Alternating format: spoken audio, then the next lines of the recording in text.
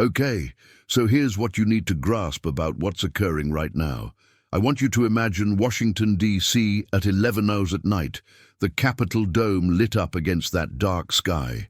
And inside, phones are buzzing, text messages flying back and forth. Senators, Republican senators reading the same message twice because they cannot believe what they're seeing. And here's the thing, the person they're concerned about, it's not a foreign adversary. It's not some scandal breaking in the press. It's the President of the United States, their president, their party's president, and he is furious. Not at Democrats, not at CNN, not at any of the usual targets. He's furious at them. Now, I want to take you back for just a moment because this requires some context. Throughout American history, presidents have clashed with Congress. That's the system functioning. That's supposed to occur. But there's a specific kind of moment, and we've only witnessed it a handful of times, when members of a president's own party decide that loyalty to the institution has to outweigh loyalty to the man. Richard Nixon didn't resign because Democrats turned on him. He resigned because Republicans Barry Goldwater, Hugh Scott, John Rhodes walked into the Oval Office and told him it was over. His own people. And that pattern, that moment when the internal guardrails activate, that is what appears to be occurring right now. So let me walk you through what sparked this. The President of the United States has been publicly, and I need to stress publicly, entertaining the idea of using American military force against Greenland. Now stop. Let that land for a second. Greenland, which is part of Denmark. Denmark, which is a founding member of NATO. NATO, which has as its core principle Article 5, that an attack on one member is an attack on all. So when the president floats military action against Greenland, he's not talking about some abstract territory. He's talking about potentially triggering a conflict with our own allies, the nations we've sworn to defend, the nations who have fought alongside American soldiers for 75 years. And Senator Chris Murphy laid this out in terms that should have been unnecessary, but apparently weren't. He had to explain to the American public that we cannot invade Allied territory without consequences. The fact that this required explanation tells you everything about where we are. Now, here's where it gets really interesting. Republican senators, and I'm talking about people who have voted with this president on virtually everything, started coordinating. Quietly at first, phone calls, gatherings in back hallways, the kind of coordination that doesn't show up on CS-PAN. And what were they coordinating? They were working to pass a War Powers Resolution, a bipartisan War Powers Resolution designed to limit the president's ability to take unilateral military action. Let me state that again. Republicans joined with Democrats to specifically constrain this president's war-making authority. That doesn't just occur. That takes something breaking inside the coalition. And the president's response? Oh, the president's response is instructive. When he found out what was occurring, when he learned that Susan Collins and other Republicans were voting for this resolution, reports indicate he called Senator Collins directly, and he was not calm. He was not measured. He was, according to sources, profane. He was threatening. He was enraged. Because here's what you need to grasp about how this president processes power. He doesn't see it as delegated. He doesn't see it as constitutional. He sees it as personal, his belonging to him. And when members of his own party tell him no, that doesn't register as democracy functioning. It registers as betrayal, as treachery, as something that must be punished. So what does a president do when he feels his authorities slipping? This is the part where you need to pay very close attention. He declares emergencies. Now, we've witnessed this before. Presidents have emergency powers. They're supposed to be used for actual emergencies. But this president has discovered something dangerous. That emergency declarations don't just unlock policy tools. They unlock political weapons, because once you declare an emergency, the rules change. Congress matters less, debate matters less, opposition becomes obstruction, dissent becomes sabotage, and right on cue we get a new national emergency declaration, this one tied to Venezuelan oil assets framed as critical to American energy security. Now, let me tell you what this actually is.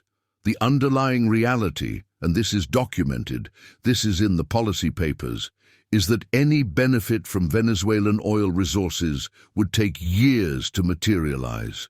We're talking about massive infrastructure requirements, uncertain production timelines. And the primary beneficiaries, not American consumers, not working families paying too much at the gas pump. The beneficiaries would be multinational energy corporations. But that's not how emergencies function politically. Emergencies aren't about timelines or feasibility. They're about narrative. They're about control. They're about shifting attention.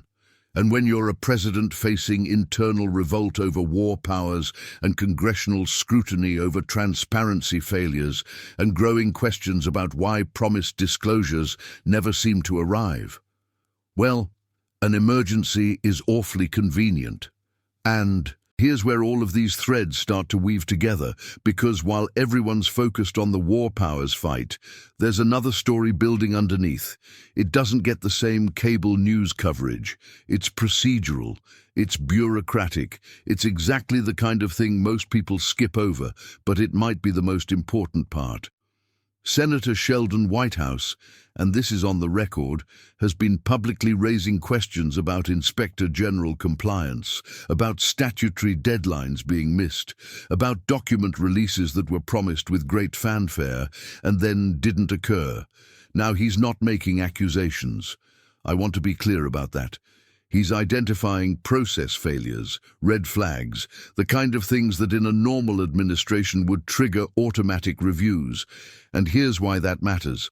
Inspectors General don't operate in the political theatre. They deal in memos and records in chains of custody and decision-making. Their work doesn't disappear when the news cycle moves on. And for a president whose entire strategy depends on controlling the narrative, on flooding the zone, on keeping every controversy competing for oxygen, the slow, methodical work of oversight is a threat like no other.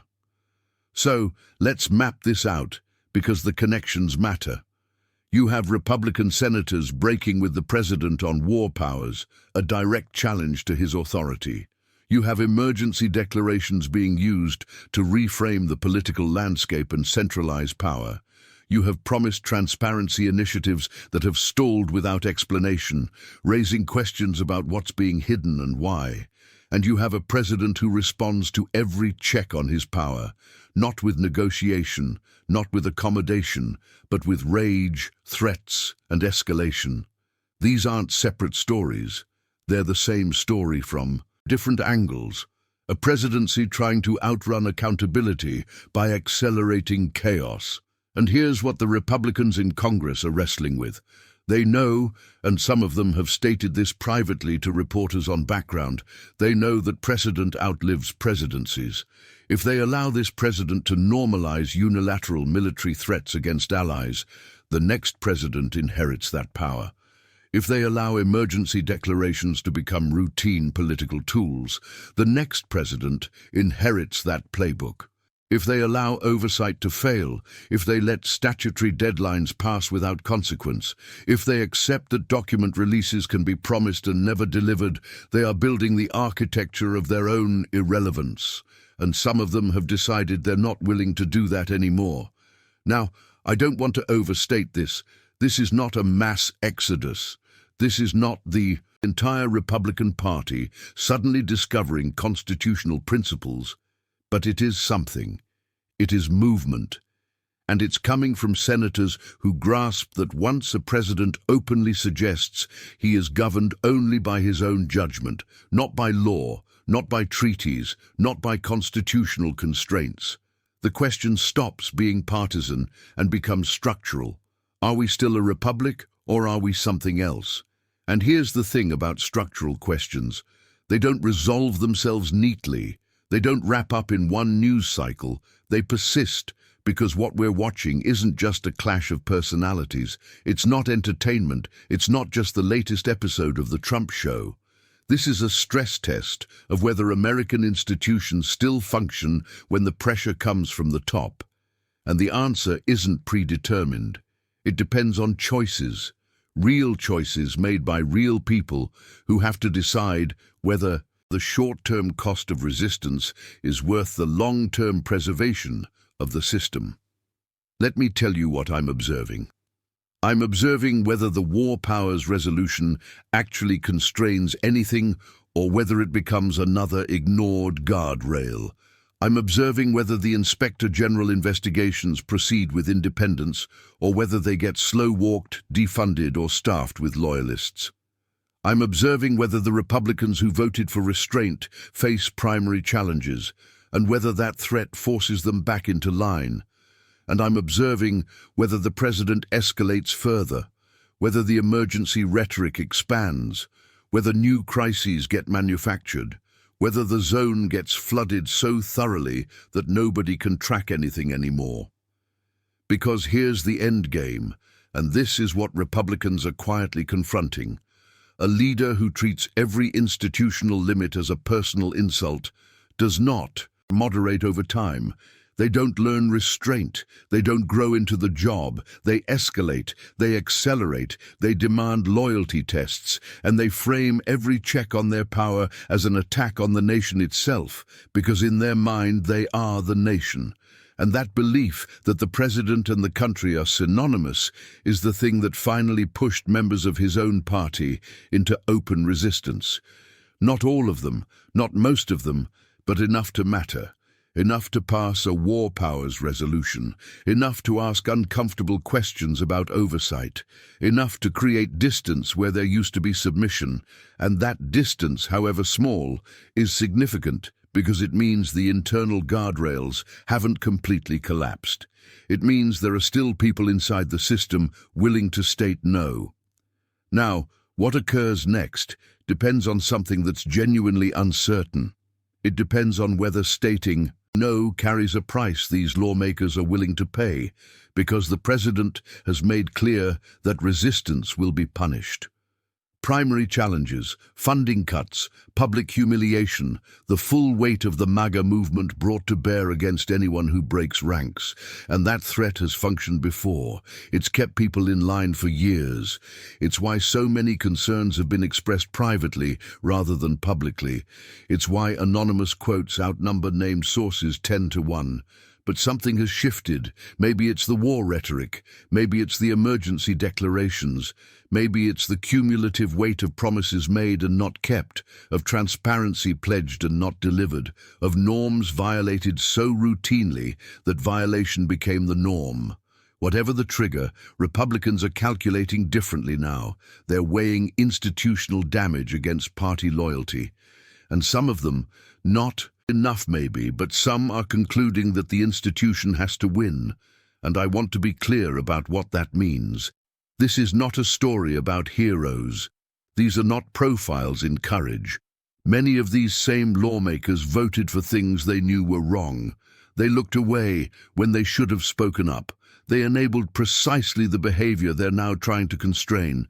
But, and this matters, systems don't require heroes. They require friction. They require enough resistance from enough places that power can't flow unchecked. And right now, friction is emerging. Not because people had moral epiphanies, but because they did the math and got scared.